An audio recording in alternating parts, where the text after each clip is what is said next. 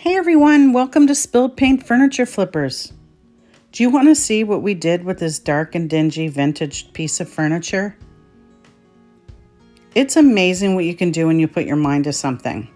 When you have a vision, when you have some time, when you have some paint, and when you just try something different or try something new, a new technique. It's really, really amazing what you can do. You just have to do it. If you put your mind to it, you can do it. Believe me. So let's get started. I began by cleaning the entire dresser with Dawn soap and some warm water. Now, it's amazing what you can find when you're cleaning these old pieces.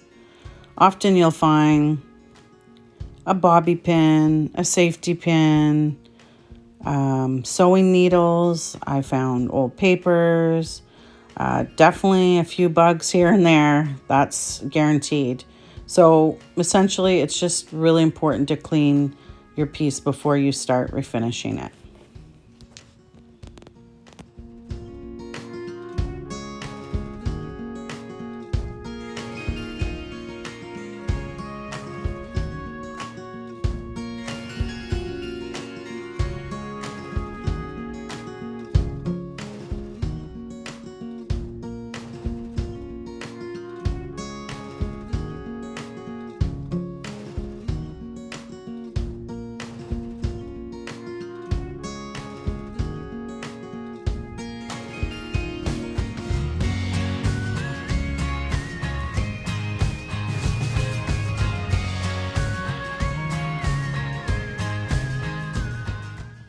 So once I was done cleaning it with soap and water, I gave it a really good rinse.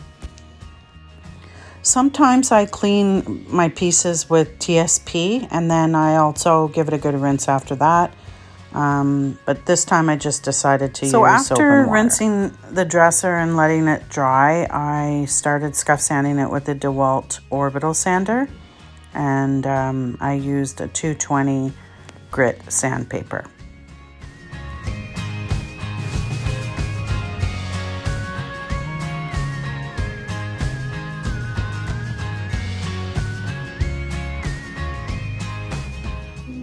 So once I finished scuff sanding it, I wiped it down with a clean cloth just to make sure that there's no leftover dust or dirt. And then I primed it with Zinsser bin primer, and it's a shellac based primer.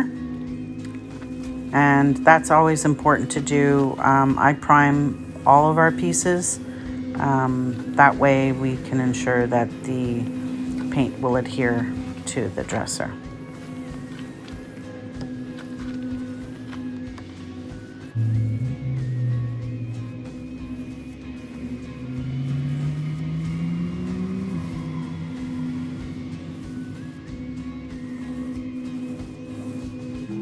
So once the piece has one coat of primer, I let that dry and then I scuff sand in between, wipe it down and apply another coat of primer.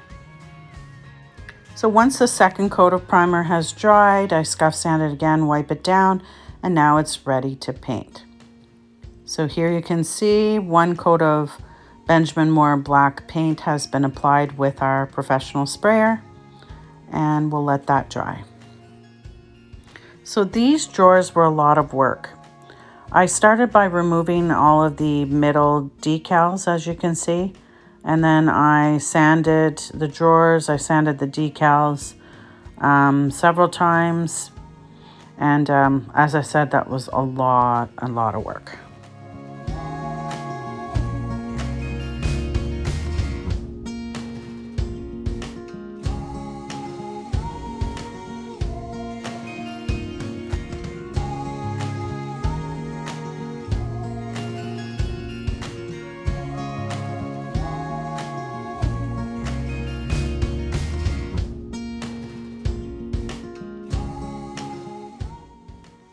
So here's a good tip so that you can stay organized if you're doing this kind of work. I numbered each decal or decorative plate to the drawer. So each drawer is numbered, and then each decal is numbered to match the drawer, so that when you go to, put it back together, you have the right one. And it seems to make my life easier anyway, so I just thought I'd share that tip with you.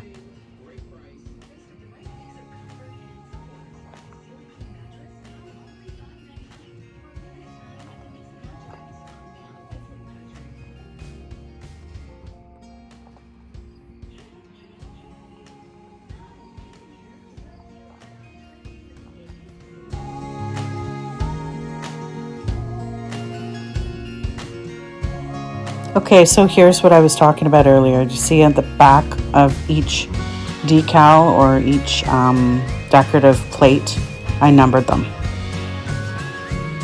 That way they'll be easier to put back together when they're ready to. Just so you know, I did end up sanding off all that gunk that's on the back of the wooden plates. Okay, so here we are back in the spray room, and we are applying the first coat of polyurethane on the dresser drawers. And we use the polyurethane to, number one, keep the natural look of the wood, and second of all, the polyurethane provides durability for the piece for a long time. And we always put at least 2 or 3 coats of polyurethane so that they're durable. And here you see they're done, they're ready to be assembled, and here it is. I decided to remove the original hardware. It just seemed to not really go with the piece, and I wanted to give the piece a little bit of an updated, more elegant and sophisticated look. So I found these knobs and I decided to paint them black, and that's what I ended up going with. Let us know in the comments what you think. Here's the piece all assembled.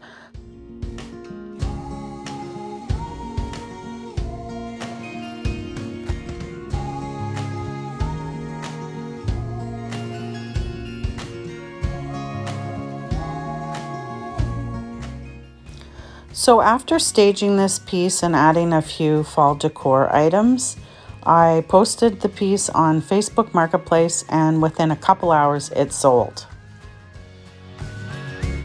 If you liked this video, please consider subscribing to our channel, hitting the like button, and providing us with your feedback by messaging us in comments. We'd love to hear what you have to say. Thanks again for watching, and we'll see you again soon.